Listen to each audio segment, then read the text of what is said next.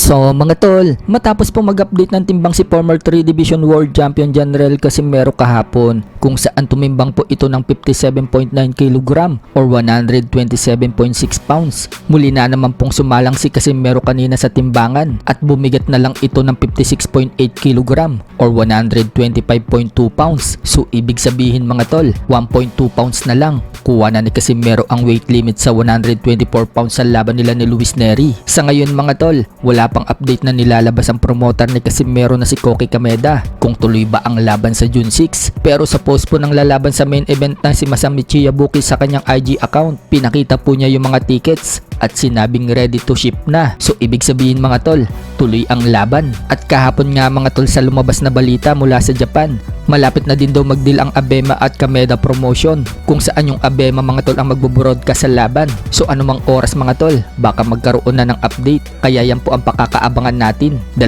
linggo at 3 araw na lang, June 6 na. Nakahanda na lahat ng mga fighters. Kaya sana matuloy po ang laban na yan. Sa kabilang banda naman mga tol, matapos pong sumabog ang balita na magbabalik na si Vasily Lomachenko sa boxing matapos po ito magretiro noong nakaraang taon. Ayon po sa lumalabas na balita mga tol, target umano ni Lomachenko na labanan itong si Emmanuel Navarrete, ang kasalukuyang Unified Super Featherweight World Champion. So bababa ng Super Featherweight itong si Lomachenko para harapin si Navarrete. Nakataya po dyan ang Unified Super Featherweight World title ni Navarrete. Pagdating naman sa kababayan natin na si Charlie Suarez, kung saan may unfinished business pa sila ni Navarrete, may iba na pong kalaban si Suarez. Lalaban si Charlie Suarez ngayon July 11 kontra kay Manuel Abila para sa WBO International Super Featherweight title. Sa ibang banda naman mga tol, Unified Minimum World Champion Oscar Culaso hindi natatakot kay Pedro Taduran. Paghahamon nga po ni Culaso mga tol, dalhin daw sa kanya si Taduran. Wala daw sino man ang natatakot kay Taduran. So tingnan natin mga tol